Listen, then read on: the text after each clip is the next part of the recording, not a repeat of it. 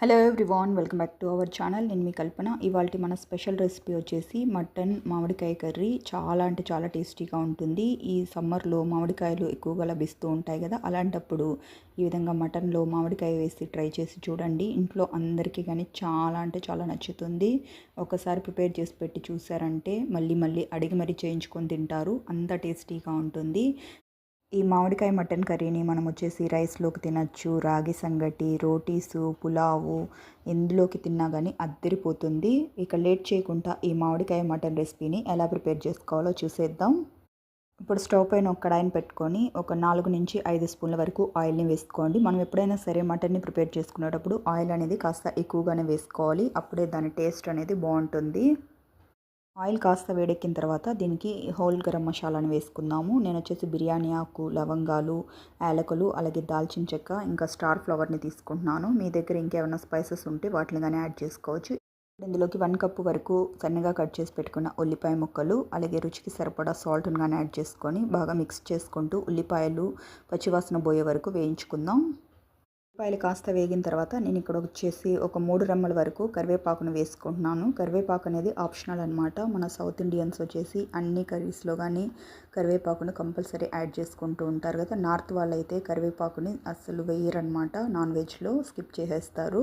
మీ ఇష్టం, మీకు ఇష్టమైతే యాడ్ చేసుకోండి, లేదంటే స్కిప్ చేసేయండి. నేను ఇక్కడ వచ్చేసి 2 టమాటాలని ముక్కల కింద కట్ చేసేసుకొని మిక్సీ పట్టేసి తీసుకుంటున్నాను. ఇప్పుడు ఇందులోకి ఒక 1/2 స్పూన్ వరకు పసుపును కానీ యాడ్ చేసుకొని బాగా మిక్స్ చేసుకుంటూ ఫ్రై చేసుకుందాం.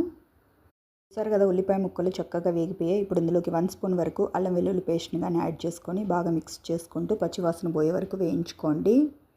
ఇప్పుడు ఇందులోకి ముందుగా గ్రైండ్ చేసి పెట్టుకున్న టమాటో ప్యూరీని కానీ యాడ్ చేసేసుకొని బాగా మిక్స్ చేసుకుంటూ టమాటో ప్యూరీలో నుంచి పచ్చితనం అంతా వెళ్ళిపోయే వరకు ఫ్రై చేసుకోండి. సరే కదా, ఈ టమాటో ప్యూరీ కానీ చక్కగా వేగిపోయిందనమాట. ఆయిల్ పైకి తేలుతూ ఉంది కదా, దీనిపైన లిడ్ని పెట్టేసుకొని ఇంకొక 2 నిమిషాల పాటు కుక్ చేసుకుందాం. టమాటో ప్యూరీ అనేది పచ్చిదనం లేకుండా వేయించుకున్నామంటే మన మటన్ కర్రీ అనేది అంత టేస్టీగా వస్తుంది.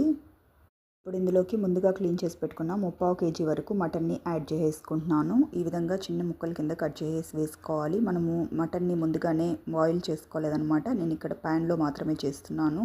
కాస్త టైం అయితే ఎక్కువే పడుతుంది, కానీ ప్యాన్లో ప్రిపేర్ చేసుకోవడం వల్ల మటన్ కర్రీ అనేది మరింత టేస్టీగా వస్తుంది. మనం కుక్కర్లో చేసుకునే దానికంటే ఈ ప్రాసెస్లో టేస్ట్ అనేది చాలా బాగుంటుంది.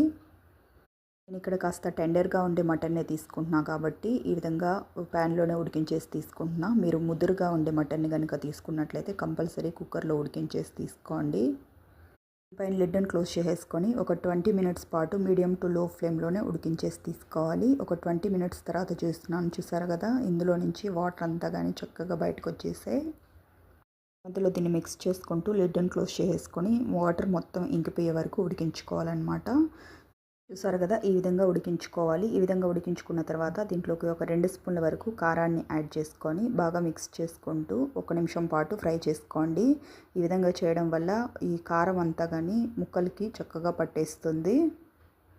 ఇప్పుడు కర్రీకి సరిపడా వాటర్ మొత్తాన్ని యాడ్ చేసేసుకుంటున్నాను. నేను ఇక్కడ వచ్చేసి ఒక 1/2 లీటర్ వరకు వాటర్ని యాడ్ చేసుకుంటున్నాను అనమాట. మీకు గ్రేవీ కన్సిస్టెన్సీ బట్టి వాటర్ అనేది కాస్త ఎక్కువ తక్కువ యాడ్ చేసుకోండి. నేను ఇక్కడ గ్రేవీని కాస్త చిక్కగానే చేసుకుంటున్నాను కాబట్టి తక్కువ వాటర్ని యాడ్ చేస్తున్నాను.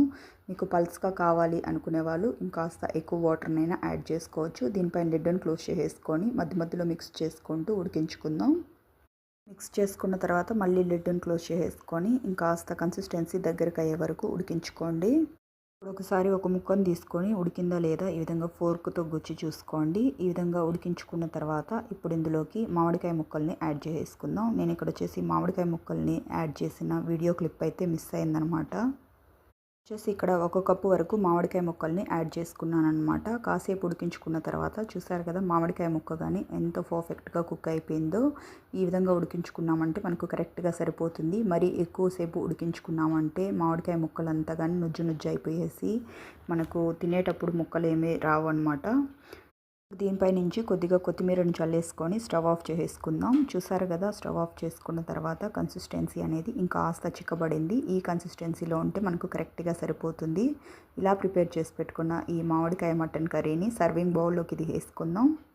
సరే కదా మన మామిడికాయ మటన్ కర్రీ ఎంత కలర్ఫుల్గా రెడీ అయిందో. టేస్ట్ అయితే అద్దరిపోయింది. ఒక్కసారి ఈ విధంగా ప్రిపేర్ చేసి ఇంట్లో వాళ్ళకి పెట్టి చూడండి. అందరికీ కానీ చాలా అంటే చాలా నచ్చుతుంది.